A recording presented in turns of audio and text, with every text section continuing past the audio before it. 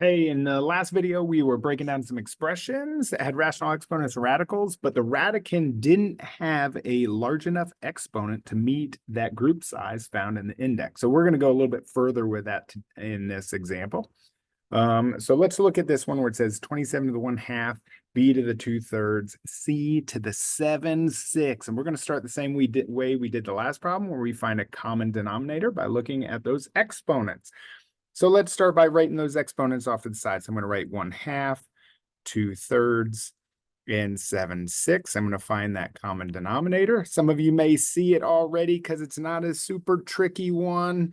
Look at right there. We've got a 6. 2 will divide into 6. 3 will divide into 6. And of course, 6 will divide into 6. So that's going to be our common denominator.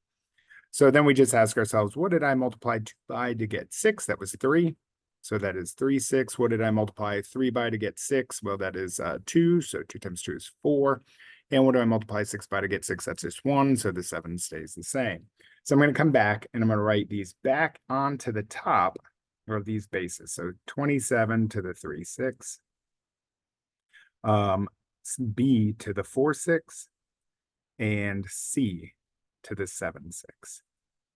Now, if we remember back to that last video and some of the other stuff that we've learned, that when we talk about the fractional exponents, this is going to be the power that we use on that base. This is going to be the index of our radical, okay, or a root that we're going to use, which is going to tell us the group size, the number of factors we're looking for, okay? So we also said we can break this apart to say something like, well, 3, 6 is the same thing as 3 times 1, 6. 4, 6 is the same thing as 4 times 1, 6. And 7, 6 is the same thing as 7 times 1, 6. And that 1, 6 right here is the fraction that we use to indicate the radical. Okay, and that is going to give us the number for the index. Okay, so I'm just going to rewrite this. I'm going to say, well, I could say 27 to the 3rd, b to the 4th, c to the 7th, all to the 1/6 power using that exponent property, power to a power.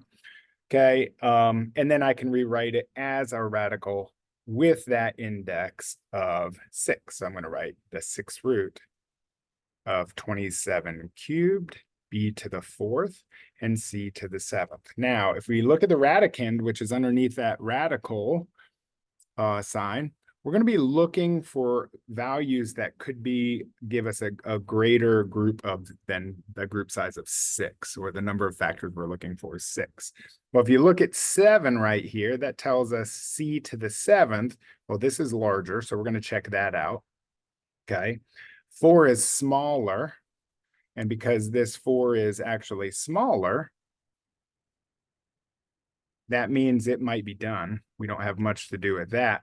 And then what we're going to have to do is we're going to have to investigate this 27 to the 3rd. Okay. So let's go ahead and start with that c to the 7th, because we know that one is larger. So I'm going to write c to the 7th. Well, c to the 7th is the same thing as c times c times c times c times c times c times c. And we can keep going all day long. But we are looking for groups of 6. So I'm going to follow it. I'm going to say, hey, check it out. There is a group of 6 factors. So this is what it's asking us to look for. And that's what we found. So I'm going to bring a c out. And then this guy is going to be left behind underneath that radical. Okay.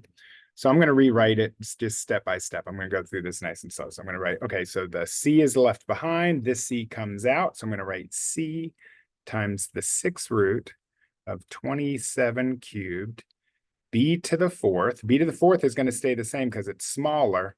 And then I'm going to have a c left over because it was not part of the group. Okay. And then finally, I'm done looking at the b to the 4th. I don't have to do that, but I am going to go ahead and take time to look at this 27 cubed because that's a little bit bigger and there might be something hidden in there. So I'm going to write 27 cubed. And we know 27 cubed is the same thing as 27 times 27 times 27. And if we look at the prime factorization of 27, we just know that 27 is 3 times 3 times 3. And so I'm going to repeat that again. So 3 times 3 times 3. I'm going to repeat it one more time. 3 times 3 times 3. Then we're going to go back to that index of 6. Okay, that index tells us the number of factors we're looking for. The group size, 6. I'm going to say, okay, well, there's 1, 2, 3, 4, 5, 6. There is a group of 6 3s. So I'm going to pull out a 3. And then these guys are going to get left behind. I'll write that a little bit neater this time. Left behind. Okay. And when we do the left behind with these numbers, 3 times 3 times 3, that is a value of 27. So I'm going to write what comes out, which is 3. Write that right there. 3 times c, the c's already come out. I'm going to write the 6th root, which is the index. I'm going to write what we were left behind with, 27. Okay. B to the 4th. B to the 4th was too small to mess with. And then we put a C in there that was left over from back here. Okay. All right. So that is actually our simplified version of the equivalent expression for the original statement in radical form. So I hope that helps you out, and feel free to subscribe. We'd love to have some extras.